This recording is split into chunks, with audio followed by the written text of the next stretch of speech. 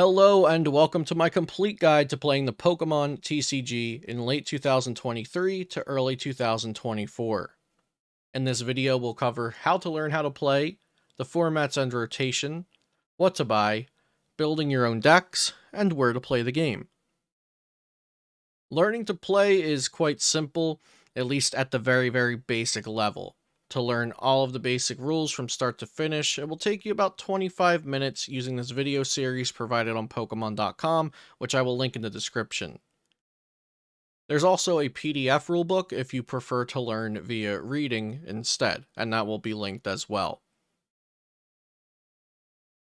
Regional championships, international championships, the world championships, and even local level events are all played in the standard format at this time. What is the standard format? During every championship series, Pokemon Organized Play removes older set expansions from competition in the standard format with the goal of maintaining a healthy competitive environment. This rotation challenges existing players to create new strategies and enables new players to get involved in events using the most recent releases. The current standard format as of October 2023 is the E block and on. This means that you can use cards with the E, F, G, and so on regulation marks on the cards. You can't use cards with A, B, C, or D regulation marks. As sets release, formats rotate, and metagames develop, some decks may become less viable or even obsolete. This is the nature of trading card games which have a rotating format, and you should know this going in. But in my opinion, the Pokemon trading card game does a better job at keeping many decks, many sets, and many cards all relevant compared to other major card games. Standard format is assumed to rotate to the F block and on in April 2024, but there is no official news on this yet. If you are brand new to the game, I suggest staying away from decks and sets with large quantities of E-block cards in them, since these E-block cards are assumed to rotate out of standard format in April 2024. A deck like Mew VMAX, for example, seeing all of these cards with the red X's next to them, those are the cards that will assumably rotate out of standard format in April 2024, because these cards all have the E regulation mark on them. Since this deck, the main cards for it, Mew V, Mew VMAX, Genesect V, even cards like Power Tablet, Path to the Peak, and Cramomatic are all pretty core cards to this deck. I wouldn't suggest buying and building this deck if you are brand new right now, since these cards will all rotate in 6 months or less. However, looking at a deck like Palback's Caliber, the only cards here that are E regulation mark are the 4 cross switchers and the 4 battle VIP pass. So this would be a great deck to build if you're brand new to the game, since 52 of the 60 cards here will be rotation proof, so to speak. And this deck is kind of in the middle. It's losing some important cards like the Mareep and Flaffy Evolution line, the Pikachu V, and the Path to the Peaks. However, I think this deck will survive the rotation and will survive new sets being released as well, because some of the main cards like Miraidon EX, Raikou V, Raichu V, Mew EX, and almost all of the trainer cards and supporter cards will all be surviving the rotation. These are all of the legal sets as of October 2023. Now, the Pokemon TCG standard format does go by the regulation mark and not necessarily the set symbol, but most sets will all include the same regulation mark throughout the set.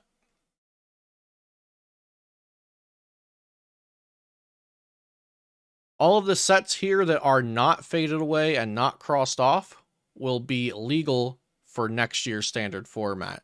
We should expect most or all of the cards from Battle Styles, Chilling Reign, Evolving Skies, Celebrations, and Fusion Strike to rotate out of the standard format, so I don't suggest building decks with those cards or buying cards from those sets.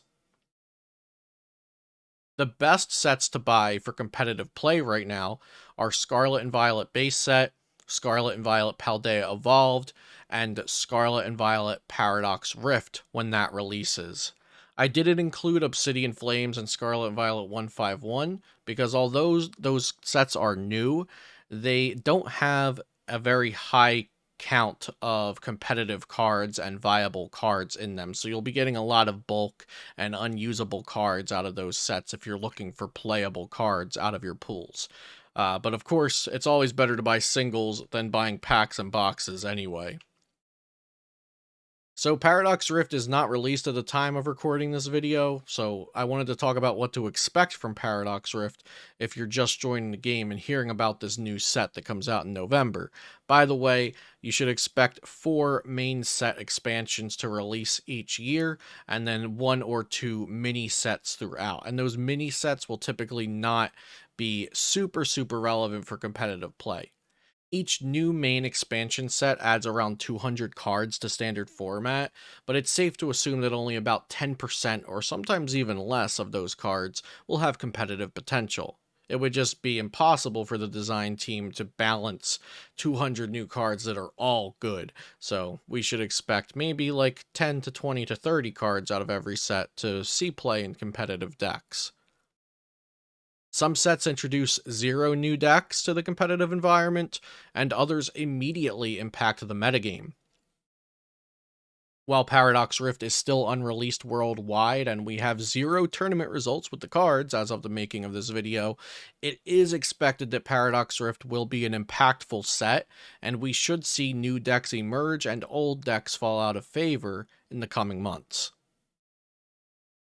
It is obvious to me, at least, that the designers want Paradox Rift to be a game-changing and meta-defining set.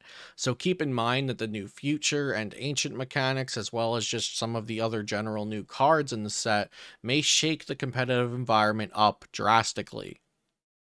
Something like Iron Hands EX has the Amp You Very Much attack that does 120, but if it knocks something out, it takes 1 more prize card. This can be very detrimental to smaller Pokemon and single prize based decks like Lost Zone box decks, or even smaller evolving decks like Zoroark Stage 1 box. Whereas Roaring Moon EX has the Frenzied Gouging attack, knock out your opponent's active Pokemon.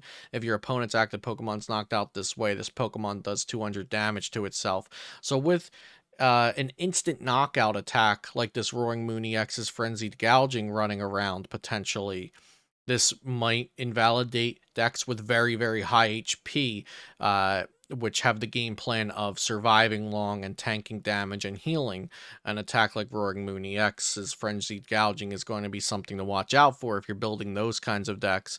And then this Jirachi is also here as an example, because its Stellar Veil ability is a direct counter to Sablei's Lost Mine attack, which is a very good attacker in the popular Lost Zone box archetype right now.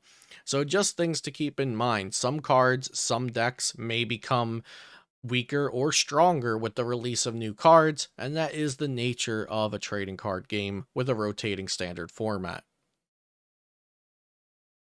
I highly suggest buying the specific cards you need for decks that you're interested in playing. The game is very affordable at a competitive level right now. You'll see here, this Peoria Regional Championships had over 1,700 players, and none of the top 8 decks at this major event cost more than $100 if you bought all the single cards for them. If you don't have a collection started yet, these official competitive products can be a great way to jumpstart your collection with competitive cards. And I even more so suggest the Miraidon EX League Battle deck because of that new Iron Hands EX card coming out, which is Lightning type. So we know that the Miraidon EX has some new cards coming out in the brand new set that can boost the deck even further. So when you're thinking about building decks, my first question for you is, what is your goal? If you want to have fun, build creative decks, and have exciting battles, by all means, you should build whatever deck with whatever cards with whatever strategy you want to. But if you want to get very good at the game very quick, I suggest starting with already proven to work tier 1 decks that are top 8ing, top 16ing, winning events, so you can focus on your gameplay rather than making sure that your deck works. I always suggest trying decks out with printed proxies online or on the limitlesstcg.com tool Limitless Tabletop before investing in physical cards. Regardless of what decks you're building, there are typically going to be staple cards in every standard format that will be generally useful in most decks.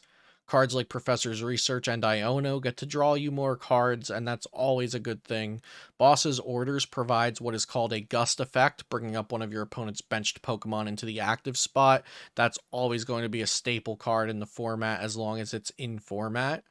And then we have some other cards. Ultra Bomb Battle VIP Pass are good for finding Pokemon. Double Turbo Energy is going to be great for Pokemon which have multiple colorless energy costs in their attack costs. You have a card like Radiant Greninja. You can only play one Radiant in your deck, and Radiant Greninja gets chosen as that one Radiant very frequently because its ability draws you cards. So keep in mind that drawing cards, searching for cards, accelerating your board state, these cards that do this are going to be staple, and you're going to see them in a lot of decks. So if you already have these cards on screen, or you want to buy these cards or trade for them, or buy the packs, decks, collections that include these cards, these are all going to be good cards to have for the current standard format and also standard formats to come, in the case of most of these cards. The only cards on this screen rotating out, presumably in April, is the Battle VIP Pass. The rest are F block and on.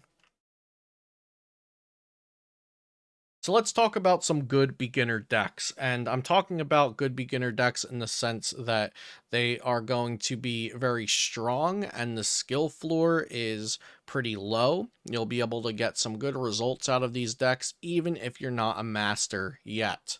So this colorless Lugia Archeops deck, I think, is a good choice because it has some cool Pokemon. You'll have fun with it. There's a good variety of Pokemon that you can attack with, but it also has a very linear game plan. Your game plan is always going to be to use Lugia V Star on turn 2, to use the Summoning Star ability to put 2 Archeops onto the board, and then from there, your Archeops will use Primal Turbos every turn, which just puts a ton of energies onto the board, and that powers up your attackers. GM Palback's Caliber is also a good beginner deck, like I mentioned earlier, partially because most of these cards will not rotate out of the standard format in April when the E block rotates. But also, like Lugia, it has a very straightforward couple first turns of the game. Your first 2 turns, you're going to be focusing on getting Frigibacks onto the board so that on turn 2, you can rare candy it into Back's Caliber. From there, Baxcalibur's ability Super Cold allows you to attach as many basic water energies as you like from your hand to your Pokemon. This also leaves a lot of room for error since you can attach multiple energies a turn, and it'll help you learn the mechanics of the game while also focusing on a strategy that you're trying to perform over and over on turn 2 every game. Finally, Mew VMAX Genesect, although I did mention that the Mew V, the Mew VMAX, the Genesect, all of the Fusion Strike cards will rotate out of standard format in April 2024. This is a pretty linear deck to play. You're going to be attacking with Mew VMAX all of the time, most of the time copying Technoblast, but you can also copy a benched Mew VMAX's Max Miracle or a benched Mew V's Psychic Leap. You'll draw cards with Fusion Strike System on Genesect V, attack with Mew V Max with your double turbo energies, fulfilling the 2 energy requirements, and you'll be disrupting your opponent with Judge, Path to the Peak, and removing your own Path to the Peak with Lost Vacuum when you need to use your Genesect V's Fusion Strike System. Where can you play the Pokemon TCG? Well, first of all, at local game stores. On the Pokemon.com event locator, you can find Pokemon TCG leagues, which are typically just meetups to trade and play and practice and learn the game, but also league challenges and league cups, which are official tournaments. Typically, the entry fees will be around $5 to $20 for league challenges and around $10 to $30 for league cups, but the entry fees do vary based on the store and the area. Major events are very exciting, very large, and there's a lot on the line in terms of prizes, travel awards, championship points, and more. Regional championships start on Saturday and end on Sunday, while international championships will start on Friday and end on Sunday. You can download and play the Pokemon TCG live game for free. And although I am not a huge fan of the game in terms of just a lot of the optimizations on the software, it is a good way to start playing the game and learn the mechanics. But I always suggest playing in real life with friends at League or even over webcam when you can over the Pokemon TCG Live. You can also play in some community run tournaments on Pokemon TCG Live using play.limitlesstcg.com. So if you are practicing a lot on Pokemon TCG Live and you want to see what it's like to play against other competitive players, I definitely suggest checking out play.limitlesstcg.com. If you've enjoyed this video, you can support my channel by simply subscribing and watching my videos, but also with the lovely supporters and sponsors of the channel. PotownStore.com, where you can find Pokemon TCG Live code cards, TCG Bulk, where if you've opening a whole bunch of booster boxes and you have a bunch of bulk lying around, you can use TCG Bulk to sell all of those cards that you don't need anymore and start funding the new competitive decks that you're going to build. PokemonCard.io for deck building, community forums, and news. Dragon Shield sleeves. These are the sleeves I use for all of my decks, especially at tournaments, and I have affiliate links in the description down below for buying Dragon Shield sleeves. I also have an affiliate link for Into the AM. Into the AM supports creators of all kinds, and they have very cool clothing, which is comfortable and unique. PokeCollect.com, where you can pre-order new products and buy unique mystery box items. And if you want to upgrade your game, I do offer Pokemon TCG coaching over on Metafy, as well as premium articles and videos, only available for Metafy members. You can support me by buying a Metafy membership for $5 a month on a yearly basis or $10 a month on a monthly basis. Links for all of this are in the description down below. Thanks for watching my complete guide to the Pokemon TCG in 2023 to 2024, and I'll see you next time here on Celio's Network.